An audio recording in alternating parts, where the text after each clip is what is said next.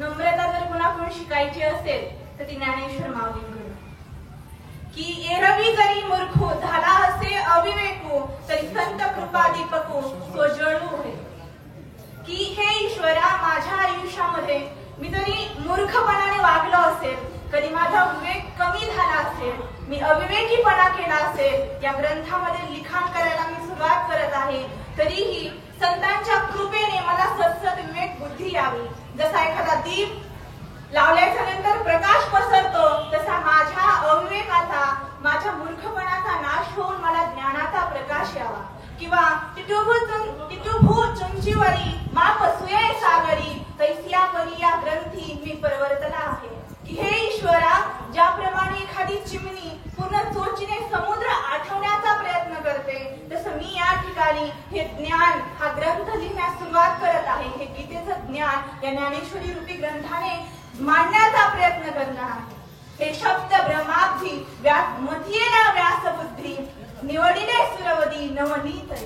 की हे ईश्वरा, हे व्यासाच्या बुद्धीतून निर्माण झालेला हा गीतार्थाचा जो ग्रंथ आहे, त्याच्यातला एक एक शब्द जसं लोणी चुलीवर कडवून त्याच्यातून तूप बाहेर काढावं, तसं मी त्या व्यासाच्या मतीनं मंथलेलं हे लोणी आहे, त्याला माझ्या ज्ञानाचा प्रकाश देऊन त्याच्यातून निवडून हे अमृत बाहेर काढत आहे, हे तूप बाहेर काढत आहे. या ठिकाणी हा ग्रंथ कुठल्याही कथेची सांगता करायच्या अगोदर आपल्याला जे ज्ञानाचं स्थान आहे त्याचं वर्णन करावं लागतं. आणि मला जे बोलता येतं ते फक्त ज्ञानेश्वरी म्हणून. तसं म्हणजे मला माहित नाही मला रामायण सांगता येतं किंवा नाही येतं. तुम्ही म्हटलं येतं म्हणून मला येतं, म्हणून चुकलं असेल तरी ते तुम्हालाच बरोबर करावं लागेल किंवा मला सांगावं लागेल आणि मी पुढे बोलेल.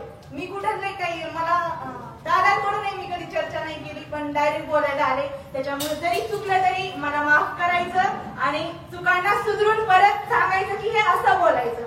या ठिकाणी अरण्यामध्ये प्रभू रामचंद्र वनवासासाठी आल्याच्या नंतर, भरताला कळाल्याच्या नंतर, भरत रामाला विनवण्यासाठी किंवा अयोध्येला परत घेऊन जाण्यासाठी त्या विचारांना आलेले असतात. कुशाग्र म्हणजे गवताचं स्थान केलेलं आसन, त्याच्यावर जीव देईल पण रामाला इथून घेऊनच जाईल असा विचार मनामध्ये घेऊन आलेला भरत, परंतु रामचंद्र प्रभू स्वतःच्या पादुका त्यांच्या डोक्यावर देतात आणि म्हणतात की ह्या पादुकांना प्रमाण मानून ही रामच आहे असं प्रमाण मान आणि राज्यकारभार कर. त्यावेळेस भरत त्या पादुका आपल्या डोक्यावर घेतात आणि अयोध्याकडे गमन करतात. ज्यावेळेस भरत अयोध्याला पोहोचेल, तिथं पोहोचल्याच्या नंतर मातांना खूप आनंद होईल की आज या ठिकाणी साक्षात प्रभू रामचंद्र रूपाने त्यांचा पादुका आलेल्या आहेत आणि रामच अयोध्याला आलेले आहेत असा निश्चय भरताच्या मनामध्ये आहे. पुढे वत्सल भरत विरा रती वै सोनिया शिद्रा राम पादुके मंडित शिरा आला सत्वर नंदीग्राम. आला सत्वर नंदीग्राम. 22 तारखेला राम राज्य या ज्या एका कन्सेप्टवर पूर्ण भारताचं एक लोकशाहीची जी व्यवस्था आहे ती जोडलेली आणि आदरणीय पंतप्रधान नरेंद्र मोदी यांच्या विचाराने आपल्या साक्षात साकार झालेलं अयोध्यातलं राम मंदिर. आयुष्यात 3 गोष्टी खूप महत्वाच्या असतात: आरोग्य, शिक्षण, धर्म आणि आपली शासन व्यवस्था. 3 वेगळ्या गोष्टी आहेत. ज्यावेळेस आपण मंदिरात जातो त्यावेळेस आपण अपेक्षा करायची की आपण भक्त होऊन जाऊ, आपण अपेक्षा करायची की आपल्याला कोणीतरी ज्ञान देईन आणि तिथं ग्रहण करू. ज्यावेळेस आपण शिक्षण घेणाऱ्या शाळेमध्ये जाऊ त्यावेळेस आपण तिथं अपेक्षा करायची की तिची जी दिवार आहे ती मजबूत पाहिजे, तिथलच्या विद्यार्थ्यांना योग्य प्रामाणिकपणे शिक्षण मिळालं पाहिजे, हे आपलं ध्येय असलं पाहिजे. शाळेला पाहून ज्या रस्त्याने आपण चालतो तो रस्ता मजबूत करणारं प्रशासन पाहिजे. ती व्यक्ती त्या पदावर निवडताना तितक्या लायकीची निवडायला पाहिजे. आणि ह्या आरोग्य, शिक्षण आणि ही जी राजकारणे याला कधीही धर्माचा आधार मिळता कामा नये यांच्या चुकांना. बऱ्याचपैकी असं आमच्या नवीन तरुणांमध्ये चर्चा सुरू असते की आपण मंदिरात जातो, राम राम म्हणतो, आरोग्य शाखात गेलं तरी बरेच. आता असं कधी होतं का की आपलं पोट दुखतंय, आपण हॉस्पिटलमध्ये जातो आणि तो मला हलवायला लागली, नीट होणार नाही, एवढी अंधश्रद्धा काय आपल्या मनामध्ये? आपण शासन सहित राम म्हणल्यानंतर त्या व्यक्तीच्या हातात का द्यावं? ह्या शाखा वेगळ्या असल्या पाहिजे. निश्चित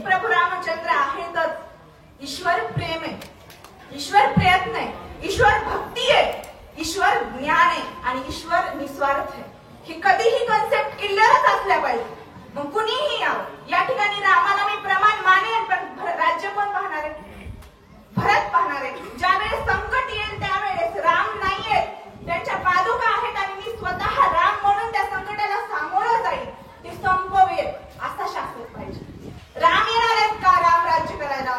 बिलकुल नाही. डॉक्टर बाबासाहेब आंबेडकरांनी 1950 ला 26 जानेवारीला जी अंमलबजावणी झालेलं संविधान आहे ते आजही चालत आलेले, तेच आपल्याला चालवावं लागेल.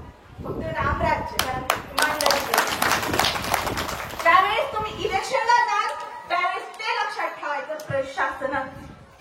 ज्यावेळेस तुम्ही मंदिरात याल त्यावेळेस तुम्ही तेच लक्षात ठेवायचं, आपला ईश्वर, आपली भक्ती, आपले महाराज. ज्यावेळेस प्रश्न पडतील आपण त्यांना विचारायचे.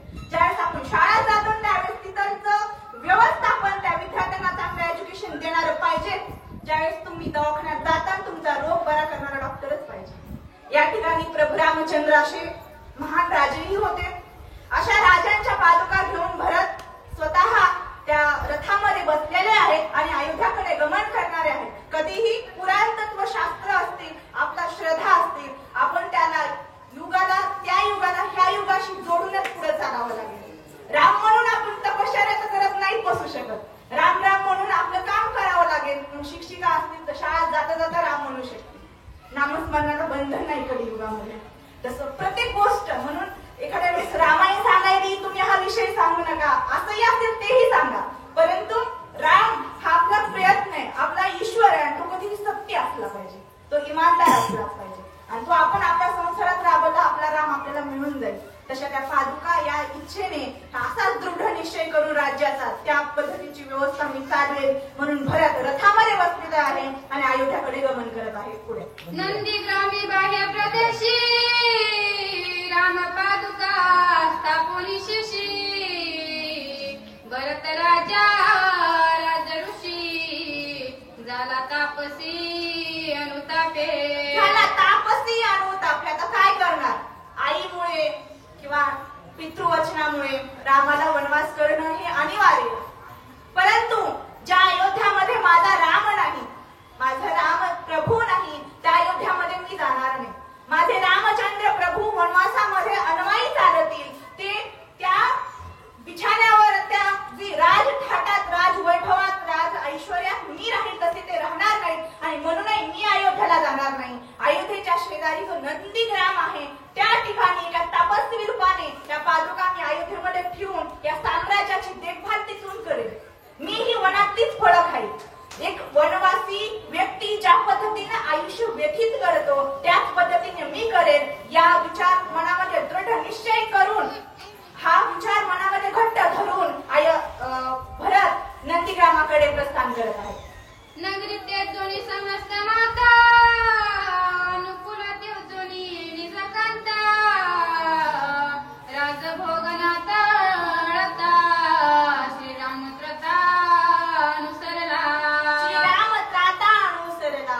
रामचंद्र प्रभूच्या वियोगापायी स्वतःची कांता म्हणजे स्वतःची पत्नी, स्वतःच्या माता, स्वतःचं राज वैभव हे सगळं अयोध्यामध्ये सोडून नंदीग्रामामध्ये राहण्याचा निर्णय इथे भरताने घेतला असते. खूप कठीण असते.